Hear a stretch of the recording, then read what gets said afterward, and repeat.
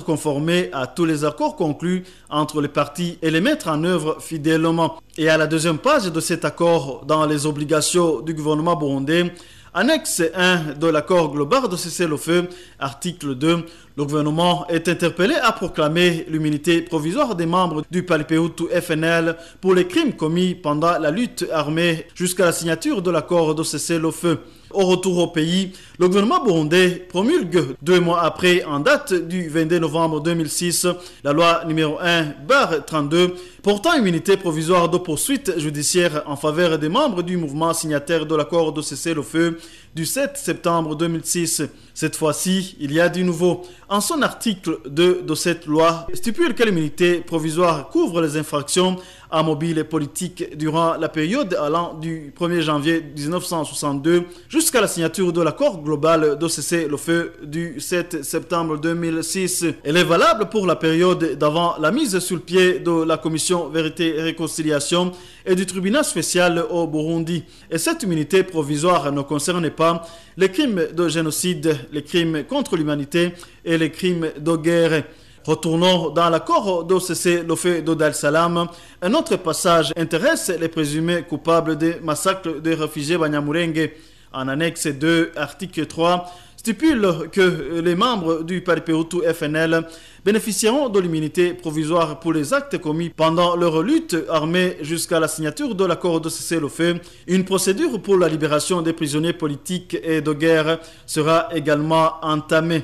Et en cette période où les présumés coupables des massacres de réfugiés des Banyamulenge disent bénéficier de l'immunité totale, à savoir Agathon Rwasa, qui était président du mouvement Paripeutu FNL, et Pasteur Habimana, porte-parole, trouve que la justice burundaise n'est pas en mesure de les poursuivre. Rappelons que depuis le 24 novembre 2014, Pasteur Habimana a déjà comparu. Le véhicule qui a été arrêté dans la commune urbaine Nyakabiga, près du centre SOS, à quelques mètres de l'avenue de l'université, est de marque IAS communément appelé Noah. C'est l'un des véhicules qui accompagnait Agathon Rwasa à son domicile à Kilili lorsqu'il venait répondre à la convocation du parquet en mairie de Bujumbura. Les personnes à bord ont affirmé avoir été filées par 2 pick-up de la police et que l'un d'entre eux a cogné leur véhicule qui a dérapé. Ces fidèles d'Agathon Rwasa soutiennent qu'ils n'avaient enfreint aucune loi et qu'ils n'ont d'autre faute que celle d'être membres d'Agathon Rwasa. La raison pour laquelle nous poursuivent, c'est simplement que nous sommes allés soutenir le président de notre parti. Rien que ça. Moi, je le dis à haute et intelligible voix, je suis membre du FNL.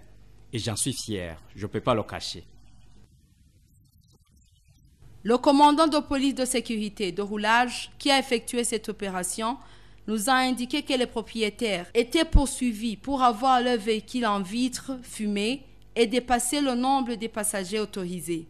Cette dernière infraction est pourtant démentie par les personnes que nous avons trouvées sur place. Et nous ont en effet témoigné que lorsque l'incident s'était produit, il y avait 4 personnes à bord de ce véhicule et d'ajouter qu'ils avaient reçu l'information de la part de la police que le véhicule était volé.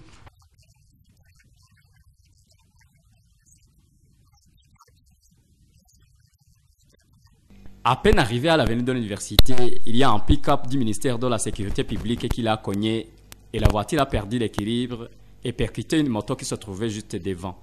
Il y avait 4 personnes dans cette voiture et se sont enfuis aussitôt. Les policiers nous ont dit que c'était des voleurs de cette même voiture et nous sommes courus derrière eux pour les attraper.